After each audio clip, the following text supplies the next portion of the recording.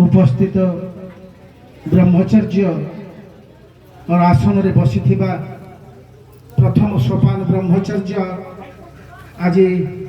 पालन करने को जाउथिबा सुनंदन एवं ये परिवार समस्ते समस्तंकर चरणार बिंदरे मोर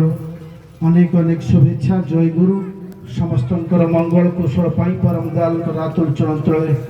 प्रार्थना रखी। आम मैंने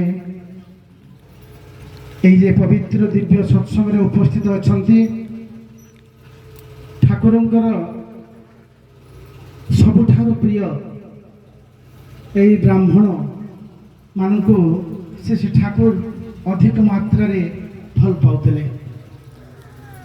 तार कारण ता माने नहीं जे अन्य मान को भल पाउ नथिले, विशेष भाव जहा उपरे जे बेसी भल पाए ता ठारू किछि अधिक आशा करे बोली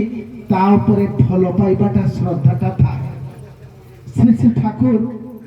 से दिन जाउथिला बेले पंडित सुरेश चंद्र देव शर्मा खूब दैन्य अवस्था पेटर भोक को परिवार बोझ को समापन करने को जाई ग्यारेज रे काम करुथिले। तांको देह हाथ सब ग्यारेज रे कला हो जाए नि कि मोबिल लगी जाए कला हो जाए। श्री ठाकुर से बाटे जाउछंती ठाकुर त्रिकालज्ञ त्रिकालदर्शी देखते जाने जे से कौ भाव मनीष सी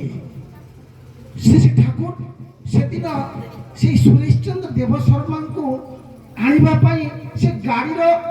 भीतर चक तले गली जाए टाणी आनी कहले दुशाला ब्राह्मण चले कि काज कर तू तो जजन जाजन इष्टपति कर लोक मान को ए धर्म पथरे चलबार कथा कहबो तू भाई जातिर मुंड देशर मुंड भविष्य तो आम सांगे आज तो दायित्व मो उपरे। परवर्ती पर्याय से खूब बड़ पंडित होते जहाँकर थेसिस जहाँकर लेखा ठाकुर दिव्य जीवन आम मान सब पढ़ुंट। तो ये ठाकुर ब्राह्मण को बेसी गुरुत्व देते तार कारण हूँ यही कथा पुणी कहते प्रभु जन्म न जायते शूद्र संस्कार द्विजमुच्यते वेदाभ्यास भवेत विप्र ब्रह्म जानाति ब्राह्मण। कितनी कथा सुंदर आमे खाली समस्त को शरद सर कहते समस्त को आमे ब्राह्मण बोली कहती ब्राह्मण पुणी किए हम वेदाभ्यास भवेत विप्र वेदाभ्यास कर आज यही सुनंदन को जिते वेद पाठ गोटे संस्कार अच्छी विद्या अध्ययन से संस्कार जजुर रूट शाम अथर्व चारिटा वेद पढ़े थे गोटे गोटे छुआ। तो ये जो संस्कार से ठाकुर से माने ब्राह्मण पिला प्रतिदिन वेद अध्ययन कर वेदाभ्यास भवेत विप्र ब्रह्म जानाति ब्राह्मण ब्रह्म को जान ब्रह्म माने मोर ता भीतर किछि भेद रही जोटा आम प्रार्थना करती ममात्मा मदात्मा सर्वभूतात्मा यही बोध श्री श्री ठाकुर आम मान को ये संस्कार भीतर आम ठाकुर को धन धरी नथिले आज जमी चारियाडे जमी उपनयन संस्कार होची आम सेतिक ही सीमित कर दी था नना जो कथा कहते तीन गार टाणी देकी पलि आसो सेटा शेष संस्कार समावर्तन संस्कार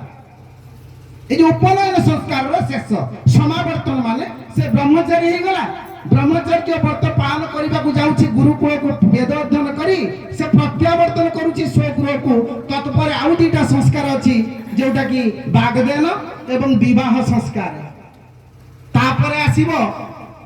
विवाह कर सारा परे से जे पिला भल पिला जन्म करबा पई संस्कार करिवो सेटा हला गर्भाधान संस्कार सेटा शेष बता परदा आउट संस्कार किंतु ए जे दशविध संस्कार भितरे श्री ठाकुर कहउछंती ए दशविध संस्कार मने रखी निष्ठा सहित आम प्रति प्रत्येक पालन करबा कथा এইটা কেবল আজি ব্রাহ্মণ পিলাকে ভিতরে রয়ে যাইছে, কিন্তু না না ক্ষত্রিয় বৈশ্য মানে মধ্য এই সংস্কারের সংস্কারিত হবা কথা, কিন্তু এই ব্রাহ্মণ পিলাটা এই